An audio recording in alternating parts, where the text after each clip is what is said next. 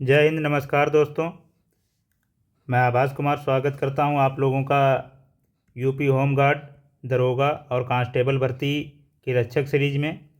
इसमें कुल क्वेश्चन जो होंगे वो 20 होंगे और ये इसमें मैं यूपी जीके के क्वेश्चन करवाऊंगा।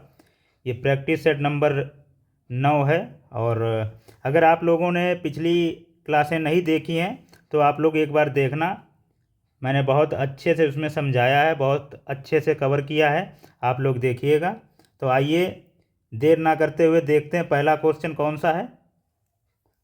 उत्तर प्रदेश सरकार ने उत्तर प्रदेश सरकार ने वित्तीय वर्ष 2025-26 के लिए कुल कितना बजट पेश किया है। तो देखिए, हालांकि ये पुराना क्वेश्चन है क्योंकि बजट जो जो 2026-27 वाला है वो भी पेश हो चुका है। हालांकि इसको मैं आप लोगों को बता देता हूँ, इसमें ये बी वाला ऑप्शन सही होता है। अगर किसी भी एग्ज़ाम में अगर पूछ लेगा 2025-26 के अनुसार तो आप लोग बता देंगे कि 8.08 लाख करोड़। अच्छा, इसका जो रियल जो डाटा हो जाएगा वो 808736.06 करोड़ रुपए।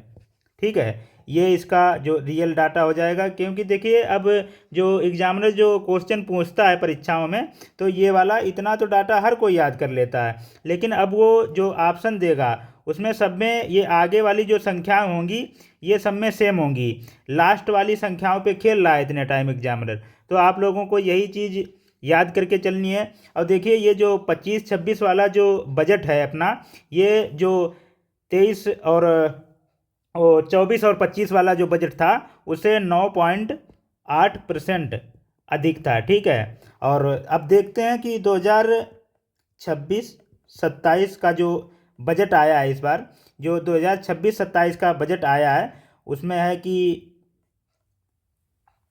912,696.35 करोड़। ठीक, ये जो रियल जो डाटा है वो ये है 9,12,696.35 करोड़ रुपए। ठीक है, तो ये पिछले वर्ष की जो तुलना में है ये 12.9% अधिक है। पिछले साल की तुलना में 12.9% अधिक है। ठीक है, अब देखिए इस बार जो नया बजट पेश किया है, पिछली बार भी और इस बार भी दोनों बार सुरेश खन्ना जी ने पेश किया है।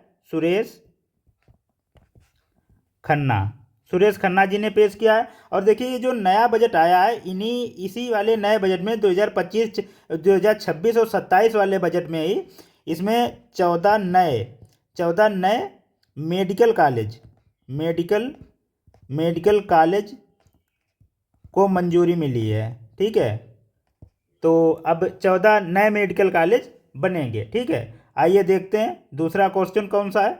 उत्तर प्रदेश के किस जिले में भारत का पहला राष्ट्रीय गौ संस्कृति संग्रहालय नेशनल काऊ कल्चरल म्यूजियम स्थापित करने की घोषणा हुई है। तो इसमें जो स्थापित होगा ये वाराणसी में होगा। यहाँ पे इसकी जो घोषणा हुई है। अच्छा, बजट बजट 2026-27 में ये काफ़ी चर्चा में रहा। ठीक है, इसको आप लोग याद रखिएगा, ये सीधा सीधा क्वेश्चन पूछ लिया जाएगा। उत्तर प्रदेश बजट 2025-26 के अनुसार राज्य की जीडीपी कितने लाख करोड़ रहने का अनुमान है। तो ये आप लोग देखेंगे कितने लाख करोड़ रहने का अनुमान है, तो 30 लाख करोड़। हालांकि इसका ये 30 लाख करोड़ क्योंकि लगभग में लिख देते हैं कहीं कहीं, लेकिन इसका जो रियल जो रहेगा वो 30.8 लाख करोड़ रहने का अनुमान इसका जो था लगाया था। और 2026-27 में जो है वो 40 लाख करोड़ रहने का अनुमान है। ठीक है, तो आइए देखते हैं चौथा क्वेश्चन। उत्तर प्रदेश के किस शहर में शहीद अशफाक उल्लाह खां प्राणी उद्यान स्थित है। तो शहीद अशफाक उल्लाह खां प्राणी उद्यान जो है वो गोरखपुर में स्थित है। ठीक है, और यही पूर्वांचल का पहला, राज्य का तीसरा चिड़ियाघर। देखिए ये जो प्राणी उद्यान है इसी को हम लोग ये चिड़ियाघर कहते हैं ना, तो चिड़ियाघर को ही प्राणी उद्यान कहा जाता है, ठीक है। और इसी में अब देखना है कि पूर्वांचल का जो ये पहला है और राज्य का ये तीसरा प्राणी उद्यान है। और देखते हैं पांचवा क्वेश्चन कौन सा है। उत्तर प्रदेश का वह कौन सा जिला है जहां हाल ही में महायोगी गुरु गोरखनाथ आयुष विश्वविद्यालय का उद्घाटन किया गया है। देखिए अगर आप लोगों को कोई भी क्वेश्चन एग्जाम में ऐसा मिले जिसमें लिखा हुआ हो कि गुरु गोरखनाथ, बस उसमें ज़्यादातर मेरे हिसाब से यही एक वो रहेगा कि आप लोग, अगर आप लोगों को वो क्वेश्चन नहीं आ रहा है और आप लोग तुक्का लगाना चाह रहे हैं तो आप लोग उसको गोरखपुर लगा दीजिएगा, गोरखपुर लगाइए। और 99.99% है कि वो सही होगा, हालांकि है तो 100% कि गोरखपुर में ही होगा वो, ठीक है। तो ये यूपी का पहला आयुष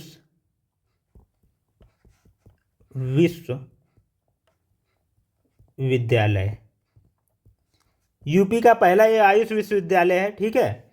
और आइए देखते हैं 6 नंबर, यूपी बजट 2025-26 में सबसे ज़्यादा फंड 22% किस क्षेत्र के लिए आवंटित किया गया है। तो देखिए पुराना क्वेश्चन है और ये 22% जो है वो बुनियादी ढांचे के लिए, इंफ्रास्ट्रक्चर के लिए ये दिया गया था, आवंटित किया गया था। और आइए अब अगर ये पुराना क्वेश्चन है तो नया भी मैं बता देता हूँ कि नए क्वेश्चन में जो 2026-27 के लिए जो बजट पेश हुआ है तो इसमें जो सबसे ज़्यादा फंड जो दिया गया है वो किस क्षेत्र को दिया गया है। तो सबसे ज़्यादा फंड जो दिया गया है वो इसमें भी 2026-27 में भी बुनियादी ढांचा इसको ही दिया गया है। तो इसमें ये कितना, ये 25% दिया गया है, इसको पूरे बजट का 25% इसको दिया गया है। और इसमें क्या करवाने का सबसे ज़्यादा किस चीज़ पे जोर दिया जाएगा, तो सड़क पुल सिंचाई इन चीज़ों में दिया जाएगा। और इसमें किस चीज़ पे जोर दिया गया था 2025 और 26 वाले में, तो इसमें सड़क एक्सप्रेस वे और औद्योगिक विकास इस पे जोर दिया गया था, ठीक है। यूपी में धड़ल्ले से बन रहे हैं एक्सप्रेस वे, सड़क हुआ, पुल हुआ, ये सब। उत्तर प्रदेश के किस जिले में पलिता कद्दू की किस्म को जीआई टैग देने की प्रक्रिया शुरू की गई है। तो देखिए सिद्धार्थनगर हो जाएगा। और सिद्धार्थनगर का ही काला नमक चावल, इसको भी जीआई टैग मिल चुका है। और यही जो पलिता कद्दू जो है वो सिद्धार्थनगर का ही है। तो इसके लिए फिर बात की जा रही है कि इसको भी और इंटरनेशनल पहचान दिलाई जाए, इसको भी जीआई टैग मिले। तो इसमें क्या है कि इसकी जो, इसे क्यों मतलब ऐसा दिलाने की जो प्रक्रिया चल रही है इस कद्दू को, तो आइए देखते हैं इसमें विशेष क्या है। तो विशेष इसमें जो है वो इसकी बनावट है, और लंबी जो भंडारण क्षमता और इसकी मिठास, इसके कारण इसको इंटरनेशनल पहचान दिलाने की बात चल रही है। और यूपी में कुल 77 जीआई टैग के साथ यूपी पहले नंबर पे है, ठीक है, पहले नंबर पे है भारत में। आइए देखते हैं क्वेश्चन नंबर 8, उत्तर प्रदेश का पहला स्काई वॉक किस जिले में बनाया जा रहा है, हालांकि बन भी गया है, ठीक है। तो ये चित्रकूट में हो जाएगा। और चित्रकूट में कहाँ, तुलसी जल प्रपात कह लो या तुलसी वाटरफॉल कह लो, ठीक है, ये हो जाएगा। और इसका जो ये धनुष के आकार का है, और इसकी जो ऊंचाई है, ऊंचाई वो 40 फीट है। ठीक है, आइए देखते हैं 9 नंबर क्वेश्चन। एक जिला एक उत्पाद ODOP। याद रखिए, कोई भी भर्ती हो, होमगार्ड हो, कांस्टेबल हो, दरोगा हो, ODOP सभी में पूछे जाएंगे। ODOP के तहत हींग किस जिले का उत्पाद है? तो हींग जो उत्पाद है वो हाथरस का है। ठीक है, हाथरस का हींग है। और ये कासगंज का जो है वो जरदौजी, जरदौजी, जरदौजी समझते हैं? जरदौजी का मतलब होता है कि कपड़े पे सोने के धागे या फिर चांदी का धागा या फिर जो ऐसे सिंपल रेशम के धागे, इनकी कढ़ाई की जाती है, कढ़ाई। तो इसे ही जरदौजी कहते हैं। ठीक है, इसके लिए मशहूर है। तो एटा का क्या है? एटा के घुंघरू, घुंघरू और घंटी, घुंघरू और घंटी एटा के हैं। और इसी में बदायूं का जो हो जाता है उसका भी जरदौजी ही है। ये दोनों जगह का यही है। ठीक है, तो आइए देखते हैं क्वेश्चन नंबर 10। उत्तर प्रदेश में डॉक्टर भीमराव अंबेडकर नक्षत्रशाला कहाँ स्थित है? डॉक्टर भीमराव अंबेडकर जो नक्षत्रशाला है वो रामपुर में स्थित है। और ये पहली लेजर आधारित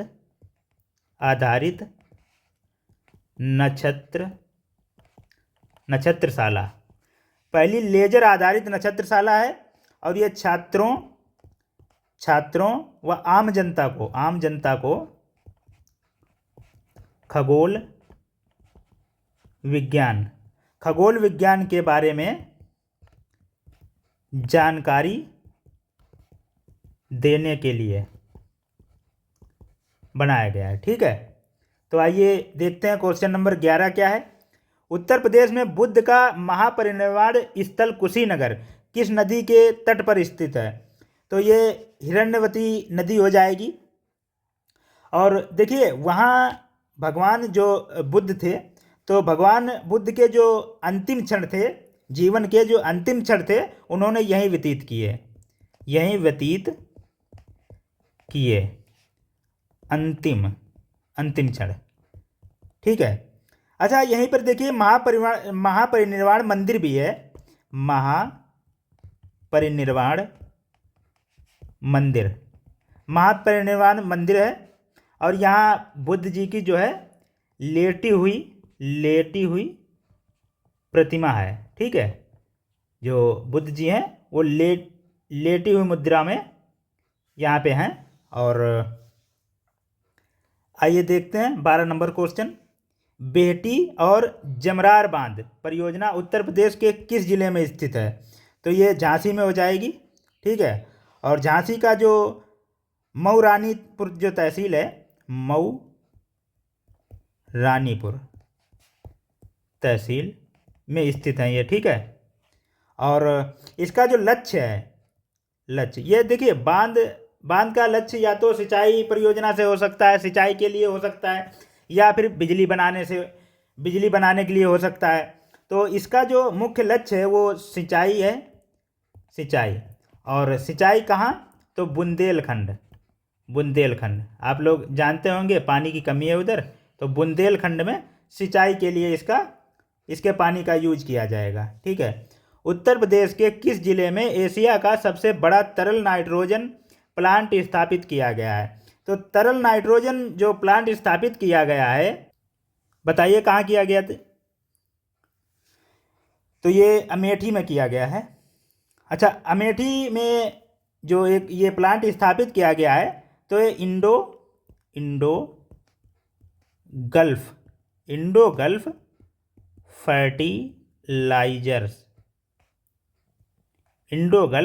फर्टिलाइजर्स में लगाया गया है। ठीक है, अच्छा इसका जो यूज होगा जो नाइट्रोजन का, तो मुख्य रूप से वो यूज पशुपालन व कृत्रिम गर्भाधान, ये जो आप लोगों ने देखा होगा, डॉक्टर आते हैं गांव में लेके, तो वो जब अपना वो उनके पास ये सिलेंडर जैसा रहता है, वो जब खोलते हैं तो उसमें से देखना, कभी देखते होंगे आप लोग, उसमें से वो गैस निकलती है, देखा होगा जैसे आप लोगों ने, ठीक है। तो यही जो तकनीक है, यही प्रक्रियाओं में इसका जो उपयोग होगा, उपयोग इन चीज़ों में इसका उपयोग होगा, ठीक है। उत्तर प्रदेश के किस मंडल में जिलों की संख्या सबसे अधिक छः है? तो कौन से मंडल हैं वो? तो मंडल हो जाएगा लखनऊ, हो जाएगा कानपुर, हो जाएगा मेरठ, हो जाएगा। इन जिलों में इनकी जो संख्या हो जाएगी वो छः हो जाएगी। और अगर आप लोग चाहें तो मैं बता दूं इसका लखनऊ में और कानपुर में और मेरठ में कितने हैं। तो देखिए लखनऊ में जो है ज़िले, तो लखनऊ में लखनऊ है, हरदोई है, लखीमपुर खीरी और रायबरेली है और सीतापुर है, उन्नाव है। यहीं आ जाते हैं कानपुर में, तो कानपुर में कानपुर नगर है, कानपुर देहात है, इटावा है, फर्रुखाबाद है, कन्नौज है, औरैया है। यहीं मेरठ में मेरठ, बुलंदशहर, गौतम बुद्ध नगर, गाजियाबाद, हापुड़ और बागपत हो जाएगा, ठीक है। और आइए देखते हैं अब क्वेश्चन नंबर 15। उत्तर प्रदेश में भाबर क्षेत्र की भू आकृति कैसी होती है? तो भाबर क्षेत्र की जो भू आकृति है वो कंकरीली और पथरीली होती है। देखिए जो हिमालय का जो क्षेत्र है, निचला जो क्षेत्र, हिमालय जहाँ जहाँ से हिमालय मतलब शुरू होता है या जहाँ से ख़त्म होता है इधर को, तो जो भी मान लीजिए, जब आप उधर को जाएंगे तो हिमालय का जो ठीक नीचे वाला हिस्सा है, ठीक है, हिमालय का जो ठीक नीचे वाला हिस्सा है, वहाँ की जो ज़मीन रहती है उसको भाबर कहते हैं, भाबर क्षेत्र कहते हैं। क्योंकि वहाँ की जो, जैसे कि जो मिट्टी है या ऊपर से जो वहाँ से आते हैं, कंकरीली और पथरीली रहती है वो मिट्टी, ठीक है। वहाँ पे क्या रहता है, कंकरीली और पथरीली मिट्टी रहती है। और ये क्षेत्र कहाँ से रहता है? तो ये क्षेत्र पूर्व पश्चिम पश्चिम पश्चिम में सहारनपुर, सहारनपुर से पूर्व में कुशीनगर, कुशीनगर तक, कुशीनगर तक इसकी पतली पट्टी सी फैली हुई है, ठीक है। तो वहाँ तक इस यही वाली कंकरीली और पथरीली मृदा पाई जाती है, ठीक है। तो आइए देखते हैं क्वेश्चन नंबर 16। कैमूर वन्यजीव अभयारण्य उत्तर प्रदेश के किन दो जिलों की सीमाओं पर फैला हुआ है? तो ये हो जाएगा मिर्ज़ापुर और सोनभद्र। इसकी जो स्थापना है ये 1982, इसकी स्थापना 1982 में हो जाती है। और 17 नंबर क्वेश्चन है, उत्तर प्रदेश के पंचायती राज अधिनियम के तहत ग्राम प्रधान बनने के लिए न्यूनतम आयु कितनी होनी चाहिए? आप लोगों को भी सलाह है, अगर आप लोग भी, देखिए पहले बात तो ये सुन लीजिए, इसका जो ऑप्शन है वो 21 वर्ष है, सही, 21 वर्ष एज होनी चाहिए। अगर आप लोग भी प्रधान बनना चाहते हैं गांव में और आप लोग 21 साल से ज़्यादा हैं और आप लोगों ने होमगार्ड में भी फार्म डाला है, पुलिस में भी डाला है, दरोगा में भी डाला है, तो एक बार उधर भी किस्मत आजमाइए, प्रधानी में भी फार्म डालिए। क्योंकि पढ़े लिखे लोग डालेंगे तभी कुछ गांव का विकास होगा। तो ये 21 वर्ष जो है ये प्रधान के लिए हो जाएगी। तो देखिए 25 वर्ष जो होती है MP, MLA और CM PM, ये सब कुछ आप बन सकते हैं 25 वर्ष में। तो यहीं पे 30 वर्ष जो है वो MLC की हो जाएगी और 18 वर्ष ये वोटर की हो जाएगी। और यहीं पे एक और एज रहती है जो 35 वर्ष। 35 वर्ष किसकी रहती है? तो राष्ट्रपति की रहती है, राष्ट्रपति और उपराष्ट्रपति फुल इज्जत है इनको हमारी, और राज्यपाल।